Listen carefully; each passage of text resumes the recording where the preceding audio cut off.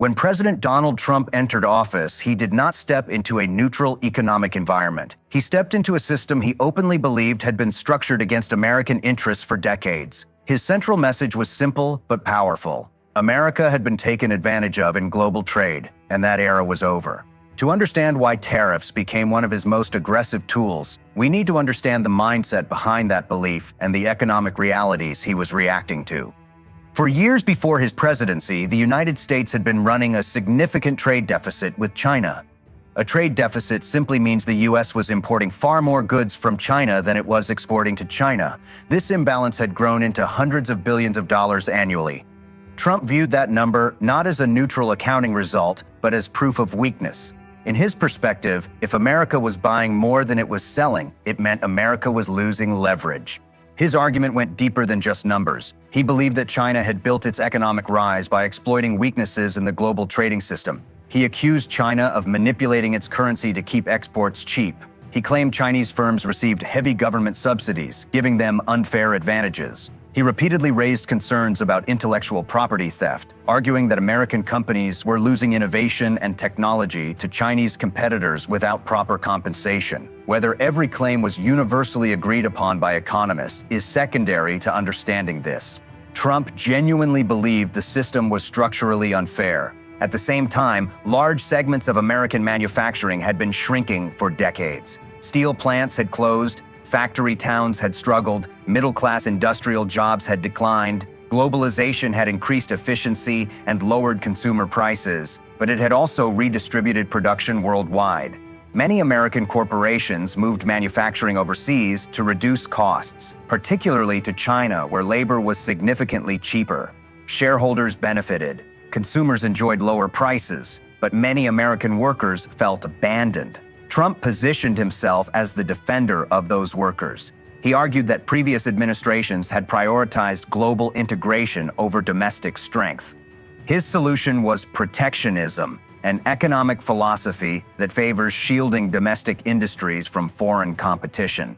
And the primary instrument he chose to execute that protection was tariffs. A tariff is a tax placed on imported goods. The logic behind tariffs is straightforward. If foreign goods become more expensive due to added taxes, domestic products become relatively more competitive. In theory, this encourages local production, protects jobs, and reduces dependency on foreign supply chains.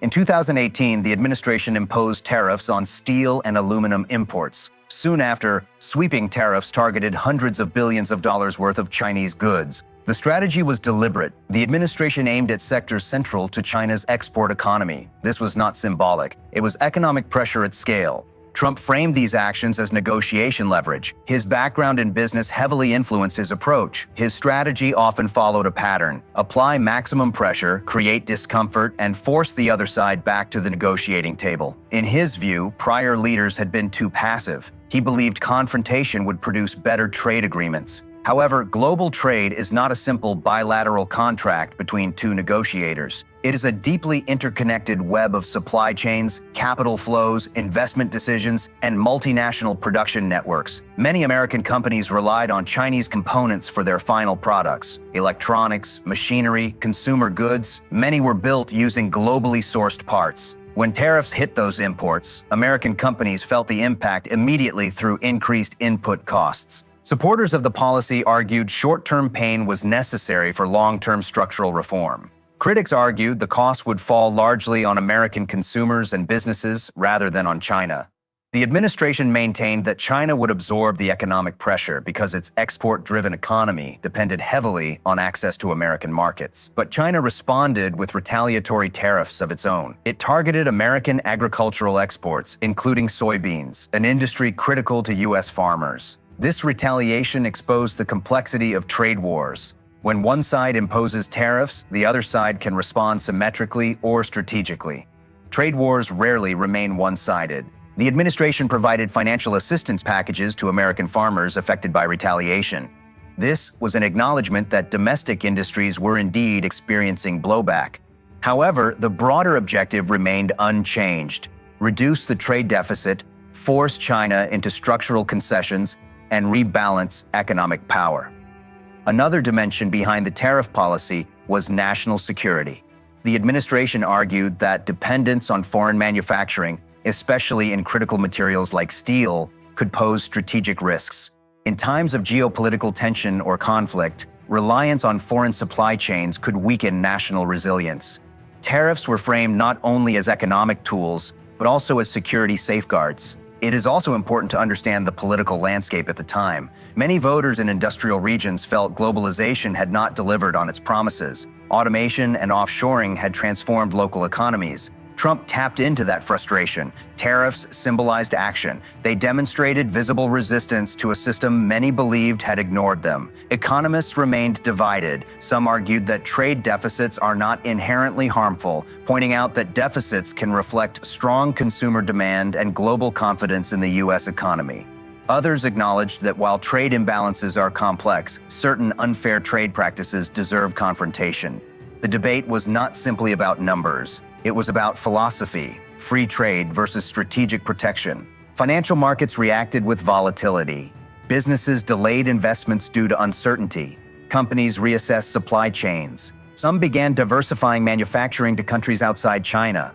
In that sense, the tariffs did trigger structural reconsiderations within global production networks. But tariffs are not costless instruments. When import prices rise, companies often pass those costs on to consumers. That can contribute to inflationary pressures. Supply chain disruptions can reduce efficiency, and prolonged uncertainty can slow economic growth. The administration argued these were temporary adjustments necessary for long-term correction. Trump repeatedly emphasized that previous leaders had failed to stand firm. He believed strength required confrontation. He presented tariffs not as reckless escalation, but as overdue correction. From his perspective, America had tolerated imbalance for too long. The central question in this first part is not whether tariffs were entirely right or entirely wrong. The key question is understanding the motivation. Trump imposed tariffs because he believed the global trade system disadvantaged American workers, allowed China to exploit structural weaknesses, and weakened domestic manufacturing. He viewed tariffs as leverage, protection, and negotiation pressure combined into one policy tool. This was the foundation of the trade conflict. It was not accidental. It was intentional and strategic from his viewpoint. Whether that strategy contained hidden vulnerabilities is the deeper issue. Carney is not a politician. He is a career central banker who served as governor of the Bank of Canada and later led the Bank of England during some of the most turbulent financial periods in recent history, including Brexit uncertainty and post-financial crisis recovery. His perspective comes from monetary stability, global capital flows, and systemic risk, not political campaigning. When the U.S.-China trade conflict escalated, Carney consistently warned about one core issue. Tariffs may look strong politically, but economically they expose fragility rather than strength. His argument was built on structure, not emotion. First, he emphasized that the modern global economy is deeply interconnected. Supply chains are no longer national, they are multinational webs. A single finished product can involve components from 5, 10, sometimes 20 countries. When tariffs are imposed on one link in that chain, the disruption does not remain isolated. It travels through the system. Carney's warning was simple but powerful. In a tightly connected system, pressure applied outward often reflects inward. What does that mean? When tariffs raise the cost of imported components, domestic manufacturers face higher production expenses. That either reduces profit margins or raises consumer prices. When uncertainty increases, investment slows. When investment slows, productivity growth weakens. When productivity weakens, long-term economic strength declines. He repeatedly pointed to market volatility as evidence. Financial markets respond instantly to risk. During trade war escalations, equity markets fluctuated sharply. Currency markets reacted. Bond yields shifted. Investors began pricing in uncertainty. Carney viewed this as a signal. Confidence, the foundation of economic growth, was being shaken. Confidence is not political, it is mathematical. Investment models, capital flows, pension funds, corporate expansions, all depend on predictability. Trade wars introduce unpredictability. Another structural weakness Carney highlighted was retaliation symmetry. The assumption behind aggressive tariffs was that the U.S., being the larger economy, could withstand pressure better than China. But economic resilience is not determined only by size, it is determined by structure. China's political system allows centralized coordination. Its government can direct credit, stabilize currency movements, and subsidize affected industries quickly. The United States operates within a decentralized, market-driven system. That flexibility is powerful in the long run, but in short-term confrontations, it creates internal political pressure. For example, when China retaliated against American agricultural exports, U.S. farmers experienced immediate income losses. That forced the administration to implement subsidy programs. In effect, one arm of policy imposed tariffs, while another arm compensated domestic losses. Carney saw this as evidence that the strategy was not cost-free leverage. It required internal stabilization measures. He also raised a broader systemic issue. Global trade disputes weaken multilateral institutions. Organizations that regulate trade frameworks depend on rule-based systems. When major economies bypass negotiation structures and rely on unilateral tariffs, it erodes institutional credibility. That erosion creates long-term instability in global governance. Carney's deeper concern was not just about tariffs, it was about fragmentation. Fragmentation reduces efficiency. It increases duplication of supply chains. It forces companies to redesign operations around political risk instead of economic optimization. Over time, that reduces global growth potential. Another critical point he made centered on inflation transmission. Tariffs act as taxes on imports. Even if the stated goal is to target foreign producers, domestic importers pay up front. If those costs pass through to consumers, inflation rises. Central banks must then consider tightening monetary policy. Higher interest rates slow borrowing and investment. In other words, a trade conflict can indirectly trigger monetary tightening, which can slow domestic growth. This chain reaction illustrates the weakness Carney identified. Tariffs may aim outward, but their secondary effects circle back inward. He also addressed currency markets. When trade tensions rise, capital often flows toward perceived safe havens. Currency fluctuations can offset or amplify tariff effects. If a targeted country allows its currency to weaken, its exports become cheaper in foreign markets, partially neutralizing tariff pressure. That dynamic complicates the assumption that tariffs alone guarantee negotiation advantage. Carney's message was not ideological opposition, it was structural caution. He argued that economic power in the 21st century is built on stability, institutional trust, and coordinated frameworks. Disruptive tools like tariffs can produce leverage, but they also reveal interdependencies that cannot be easily controlled.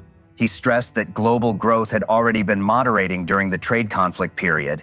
Manufacturing indexes in multiple countries showed contraction signals. Investment intentions declined. Cross-border capital expenditure slowed. The uncertainty was measurable. In his analysis, the weakness in the tariff strategy was not immediate collapse. It was cumulative strain.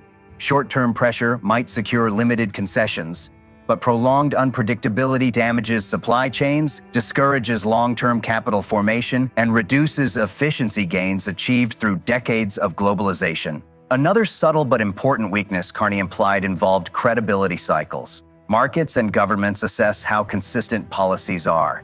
Frequent escalation and de-escalation cycles during trade negotiations created volatility. When policy direction shifts rapidly, businesses struggle to plan 5-year investment horizons. Infrastructure projects, manufacturing facilities, research and development, these require long-term clarity. Without clarity, capital waits. When capital waits, growth slows. Carney's central thesis was clear. Economic strength is not demonstrated by confrontation alone. It is demonstrated by resilience under pressure without self-inflicted instability. From his perspective, the tariff approach underestimated the complexity of global interdependence. It assumed leverage would remain one-directional. Instead, it triggered feedback loops: market volatility, retaliation, subsidy requirements, currency adjustments, and institutional strain. He did not argue that trade imbalances were imaginary. He argued that the method of correction matters as much as the objective. The structural weakness he exposed was this: in a deeply integrated global economy, aggressive unilateral tariffs expose domestic vulnerabilities just as much as foreign ones. That realization sets the stage for the next critical question. Did the trade war produce the strategic dominance it aimed for, or did it reveal economic limits? By the time the tariff battle intensified, the situation had moved beyond political messaging. It had entered what can only be described as an economic stress test. This was the moment when theory collided with real-world response. The original objective behind the tariff strategy was leverage. Apply pressure, force structural concessions, reduce dependency, and rebalance trade terms. But once both sides imposed tariffs on hundreds of billions of dollars worth of goods, the confrontation stopped being symbolic. It became systemic. China responded proportionally. It targeted politically sensitive American exports. Agriculture, particularly soybeans, became a primary focus. American farmers, many of whom depended heavily on Chinese buyers, experienced immediate disruption. Export orders slowed, prices dropped, inventories built up. This is where the first visible strain appeared. To offset losses, the U.S. government introduced financial aid packages for farmers. Billions of dollars were allocated to stabilize rural income. While this prevented immediate collapse, it introduced a contradiction. A policy designed to strengthen domestic industry now required domestic subsidies to offset its side effects. This was not necessarily failure, but it was friction. At the same time, American manufacturers relying on Chinese components began reporting higher input costs. Industries such as electronics, machinery, automotive parts, and consumer goods were deeply integrated with Chinese supply chains. Even if final assembly occurred in the United States, intermediate parts often did not. When tariffs increased those input costs, companies faced three options: absorb the cost and reduce margins, pass the cost to consumers, reconfigure supply chains. Each option carried consequences. Absorbing costs weakens profitability and investor confidence. Passing costs to consumers contributes to inflation. Reconfiguring supply chains requires time, capital, and operational risk. Markets responded with volatility. Equity markets fluctuated sharply during escalation announcements. Business confidence surveys showed declining optimism among manufacturers. Investment planning slowed because companies could not predict whether tariffs would escalate further or be rolled back. From a structural standpoint, this revealed something critical. Leverage depends on endurance. The assumption behind aggressive tariffs was that China's export-heavy economy would experience enough strain to compel rapid concessions. But China implemented countermeasures. It adjusted fiscal policy. It supported affected industries. It allowed currency flexibility to absorb some external pressure. It diversified export markets. Instead of immediate collapse, what emerged was resilience. Meanwhile, within the United States, political and economic pressure accumulated gradually. Certain industries supported the tariffs, especially domestic steel producers who benefited from reduced foreign competition. But other sectors, retail, agriculture, technology, expressed concern about prolonged uncertainty. This internal divergence mattered. Economic policy strength depends on unified tolerance for short-term sacrifice. The longer the conflict extended, the more pressure mounted from affected constituencies. Another dimension of strain appeared in global manufacturing indicators. Purchasing managers' indexes across multiple economies began signaling contraction in industrial activity. This was not solely due to tariffs, but trade tensions amplified uncertainty. When the world's two largest economies engage in a tariff escalation, global investment slows. Supply chains do not pause temporarily. They adapt cautiously. Companies began considering relocating production to countries like Vietnam, Mexico, and India. While diversification can increase resilience long-term, in the short term, it creates inefficiencies. Factories cannot be relocated overnight. Infrastructure, workforce training, and regulatory compliance require years. Thus, the economic adjustment cost was real. One of the deeper structural weaknesses exposed during this phase was complexity. Modern trade relationships are not simple surplus versus deficit exchanges. They involve services, intellectual property, capital flows, and financial markets. Even if tariffs reduce goods imports, they do not automatically rebalance broader economic accounts. For example, the US dollar's role as a global reserve currency influences trade flows. Strong demand for dollar-denominated assets keeps the currency relatively strong. A strong currency makes imports cheaper and exports more expensive, naturally contributing to trade deficits. Tariffs do not automatically override currency dynamics. This highlights a subtle point. Trade imbalances are influenced by macroeconomic forces beyond bilateral tariffs. Another pressure point emerged in consumer markets. While inflation did not spike uncontrollably during the initial trade war period, targeted goods experienced price increases. Companies adjusted pricing strategies. Some delayed product launches. Some issued warnings in earnings calls about tariff exposure. Financial analysts began including tariff sensitivity in risk assessments. From a strategic standpoint, the confrontation did lead to negotiations and eventual trade agreements, including commitments related to intellectual property protections and purchase targets. However, whether those agreements fundamentally reshaped the trade structure remains debated. What became increasingly clear during this period was that economic warfare differs from military confrontation. It unfolds gradually. Its impact accumulates quietly through cost increases, investment hesitation, and sentiment shifts. This is where the core weakness identified by observers like Mark Carney becomes visible. In a globally integrated system, sustained confrontation generates feedback loops that are difficult to fully control. Tariffs were designed as external pressure, but over time, internal economic adjustments became unavoidable. Subsidies, supply chain diversification, business caution, and market volatility formed part of the cost structure. This does not automatically mean the strategy failed. It means it required endurance across multiple economic fronts.